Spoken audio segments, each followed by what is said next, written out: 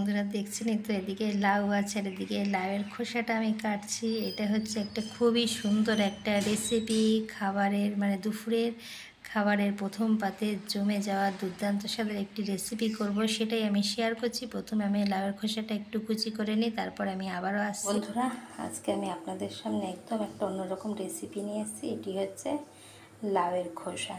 এটাকে আমি কিভাবে রান্না করি সেটাই আমি আজকে আপনাদের সাথে শেয়ার করব। এখন এটাকে ভালো করে আমি ধুয়ে পরিষ্কার করে নিয়েছি।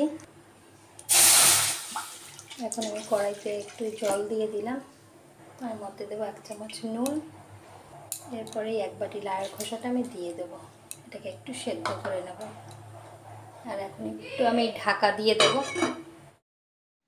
আর এদিকে একটু আমি লাউয়ের খোসাটা ঢেকে দিয়েছিলাম, আর এখন একটু নেড়ে চেড়ে নিয়েছি আর দেখে নিচ্ছি এটা এখন সেদ্ধ হয়ে এসছে।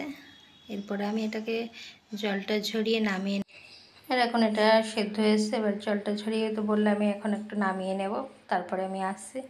আর এখন কড়াইতে আমি তেলটা দিয়ে দিচ্ছি। এরপরে আমি চিংড়ি মাছটা একটু জাল করে নেব, তারপরে আবার রান্নায় আমি মেন রান্নায় চলে আসবো। আগে চিংড়ি মাছটা একটু জাল দিয়ে নিই, অল্প করে তো দেখলেনি তেল দিয়েছি, এখন জালটা করে নিই। বন্ধুরা, এই লাউয়ের খোসার একটা মজার রেসিপি আজকে আমি আপনাদের সাথে শেয়ার করব। তার জন্য লাউয়ের খোসাটা সেদ্ধ করে নিয়েছি, আর এদিকে চিংড়ি মাছ আছে।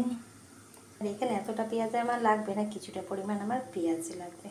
এই কড়াইতে তেল দেব।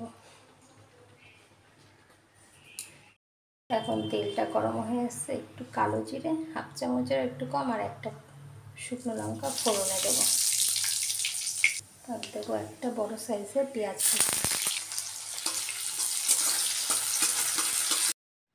বন্ধুরা, পেঁয়াজটা একটু নেড়ে চেড়ে নিয়ে এর মধ্যে কয়েক চিংড়ি দিয়ে দিলাম। এটা ঘুষো চিংড়ি হলে ভালো হয়, কিন্তু যেহেতু আমার এখানে এই চিংড়ি মাছের সাইজগুলো একটু বড়, আমি একটু কিমা করে নিচ্ছি। একটু কয়েকটা ছোট ছোট করে কেটে নেবো, আর কয়েকটা বড় থাকবে, তবে সাজালে বেশ ভালো লাগবে।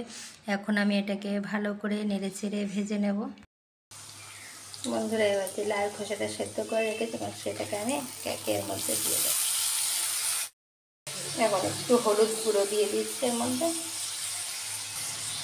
একটু নুন দিয়ে দিলাম পরিমাণ মতো।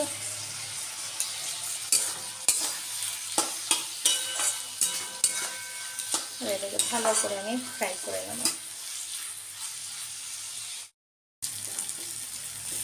এখন এটাকে ভালো করে একটু ভেজে নেব। আর নামানোর আগে একটু সামান্য একটু মিষ্টি দেবো, যেহেতু লাউয়ের ব্যাপারটা একটু লাউ কুমড়ো এইসব জিনিসে একটু মিষ্টি দিলে ভালো লাগে। আর একটু সামান্য আমার মাছও দিয়েছি, তো একটু 2-4 দানা ব্যালেন্সের জন্য দেবো। এরপর আমার ভাজাটা হয়ে এসছে, 2-4 দানা আমি একটু চিনি দিয়ে দিচ্ছি।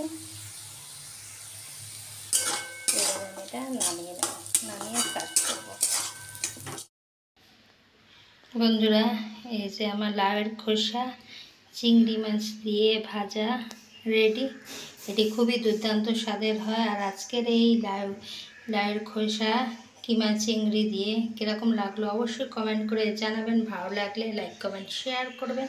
আর সাজানোর জন্য 2-1টা গোটা চিংড়ি দিয়েছি, এমনি চিংড়ির কিমা দিয়েই করেছি।